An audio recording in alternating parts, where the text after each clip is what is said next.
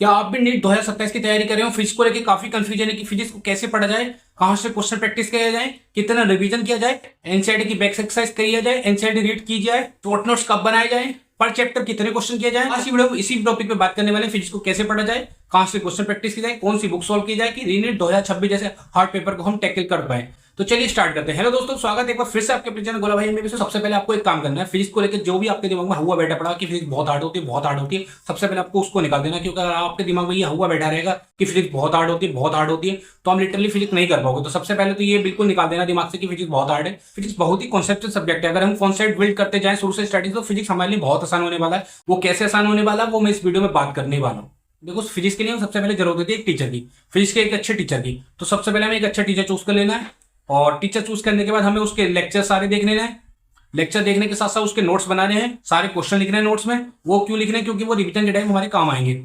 तो जैसे ही नोट्स हमारे कंप्लीट हो जाए, हमें अपने नोट्स वापस खोलने हैं। टीचर जैसी क्लास खत्म हो जाए, वापस अपने नोट्स खोलने हैं, एक बार पेज पलट के ऐसे देख लेना क्या पढ़ाया, ठीक है। और हमारे 5 मिनट हमें अपने दिमाग में मेमोराइज करना है कि हाँ टीचर ने ये पढ़ाया। एक ऐसे फ्लो चार्ट टाइप बन जाए कि पहले सर ने ये पढ़ाया, फिर ये पढ़ाया, ऐसे टॉपिक करते करते ये क्वेश्चन कराया, इस क्वेश्चन में ऐसे अप्रोच करा। तो एक ऐसा फ्लो चार्ट टाइप का आपके दिमाग में सेट हो जाना चाहिए तभी क्लास के बाद ही। देन हमारे पास ये माइंड में एक फ्लो चार्ट टाइप का बन गया। उसके बाद हम क्या करना है, सबसे पहले जो टीचर ने डीपीपी दी है, सबसे पहले वो डीपीपी करनी है हमें।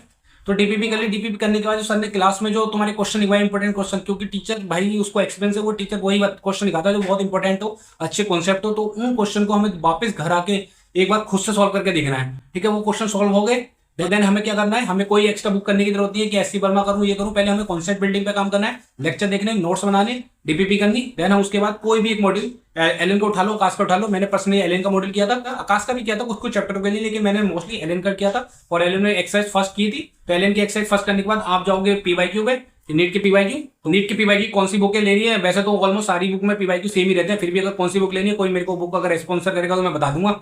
बाकी बाद में बात करेंगे बुक के बारे में। नीट की पीवाईक्यू करने के बाद आप जाओगे एनसीईआरटी पे। एनसीईआरटी के बाद जो टॉपिक क्लास में सर ने पढ़ाया उसमें जस्ट ऐसे मोटा मोटा रीड कर लिया। ज्यादा तो अपने दिमाग का जो नहीं डालना कि मेरे को याद करना कुछ करना, बस जस्ट ऐसे एक रीड मान लिया जो टॉपिक पढ़ाया। तो मोस्टली आपने देखा होगा कि मतलब एनसीईआरटी का जो एक टॉपिक है वो टीचर वैसे भी मोस्टली 2-3 क्लास में देता है। तो 2-3 क्लास के बाद आपको एनसीईआरटी का जस्ट वो पॉइंट रीड कर लेना। कोई दिमाग का जो नहीं डालना कि मेरे को याद करना नहीं करना, वो अपना आप याद हो जाएगा, बाद में हो जाएगा। वो कैसे होगा वो मैं बता दूंगा। देन उसके बाद तुम्हें क्या करना है, जैसे तुमने एनसीईआरटी को रीड करा, उसके बाद उसके एग्जांपल, उसके एक्सरसाइज क्वेश्चन, सारे एक्सरसाइज क्वेश्चन निकालिए। कुछ कुछ एक्सरसाइज के क्वेश्चन होते हैं, और वो कौन से होते हैं वो मैंने साइड डाल रखे हैं अपने। लास्ट ईयर मैंने टेलीग्राम पे डाले थे, लास्ट ईयर के मतलब इसी साल डाले थे जब रीनीट हुआ था। तो लेकिन आप वो बाद में देखना, उससे पहले आप खुद से ही एक बार सारे के एनसीईआरटी के एग्जांपल सारे आपको करने हैं। एनसीईआरटी के जो इंटेक्स क्वेश्चन है वो सारे आपको करने हैं। पॉइंट टू पॉइंटर आपको सारे पढ़ना है। जब ये चैप्टर कंप्लीट हो जाए, देन उसके बाद आप शॉर्ट नोट्स बनाना है, ठीक है। ये नहीं कि शॉर्ट नोट्स पहले बना दी, क्योंकि आपको नहीं पता लगेगा लिटरली क्या इंपॉर्टेंट है क्या नहीं है। बाकी शॉर्ट नोट्स अगर आपको नहीं बनाने, तो मैंने शॉर्ट नोट बना रखे हैं ऑलरेडी। मैंने 2026 का प्रूफ डाल रखा था कि सारे के सारे क्वेश्चन मेरे शॉर्ट नोट्स ही आए थे। कि क्वेश्चन मैंने मैच करके दिखाया था, मतलब जितने भी थ्योरी पॉइंट्स है वो सब मैंने अपने नोट्स में ऐड करके। एक भी थ्योरी पॉइंट मेरे शॉर्ट नोट से बाहर नहीं आया, एक भी क्वेश्चन मेरे शॉर्ट नोट से बाहर नहीं होगा। और ये जो अभी 21 जून को पेपर हुआ है, ये one of the hardest paper था फिजिक्स के लिए। इसमें भी आप देखोगे, अभी मैं जस्ट वीडियो शूट करने वाला हूँ, 1-2 दिन के अंदर वीडियो आ जाएगी। इसमें से मोस्टली क्वेश्चन मेरे शॉर्ट नोट से ऐड है। तो आप मेरे शॉर्ट नोट्स भी ले सकते हो, कैसे मिलेंगे वो मैं कमेंट सेक्शन में बता दूंगा। तो शॉर्ट नोट्स का यूज कैसे करना है मैं वीडियो में किसी और वीडियो में बताऊंगा इसके बारे में, वीडियो बहुत लंबी हो जाएगी। तो शॉर्ट नोट्स हमें तैयार कर लिए, मतलब हमारे चैप्टर ऑलमोस्ट तैयार हो गया। हम उस चैप्टर के अब क्या करेंगे, चैप्टर वाइज कोई टेस्ट देंगे।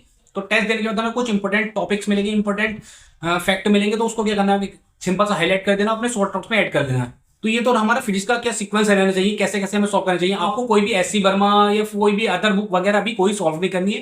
तो सबसे पहले हमें बेसिक अपने कॉन्सेप्ट बिल्ड करने हैं। एक बार कॉन्सेप्ट बिल्ड हो जाएंगे तो अपने जो भी हार्ड क्वेश्चन है, जैसे कि रीनीट 2026 में, वो अपने आप बन जाएंगे। क्योंकि देखो, हार्ड भी क्वेश्चन ऐसा नहीं आया कि हार्ड क्वेश्चन बहुत है। इस बार बस एनटी क्या कर रहा है कि हार्ड पेपर पे से पहले सिंगल वर्ड आते थे, सिंगल फॉर्मूले बेस आते थे। क्या करता, 2-3 कॉन्सेप्ट को मिक्स करके फॉर्मूला बनाया था। सबसे पहले हमें कॉन्सेप्ट बिल्ड कर जाएंगे, 2-3 कॉन्सेप्ट हम मिक्स करना सीख जाएंगे खुद ही। तो सबसे पहले हमें बेसिक क्वेश्चन करने हैं, फॉर्मूला बेस्ड क्वेश्चन करने हैं, जिससे हमारा कॉन्सेप्ट बिल्ड हो। कॉन्सेप्ट बिल्ड हो जाएगा, उसके बाद अगर तुम्हारे अंदर फिर भी थोड़ा सा बच जाए, चुल रह जाए, तो आप एससी वर्मा के कुछ कुछ सिलेक्टेड क्वेश्चन कर सकते हो, कुछ कुछ इंपॉर्टेंट क्वेश्चन कर सकते हो। सारे क्वेश्चन के पीछे फिर भी मत भागना, क्योंकि 9 महीने बचे। आपको 9 महीने को ध्यान में रखते हुए फिजिक्स की प्रैक्टिस करनी होगी। और आपका सिलेक्शन भाई साहब फिजिक्स की वजह से कभी नहीं रुकेगा, आपका सिलेक्शन रुकेगा हमेशा केमिस्ट्री और बायो की वजह से।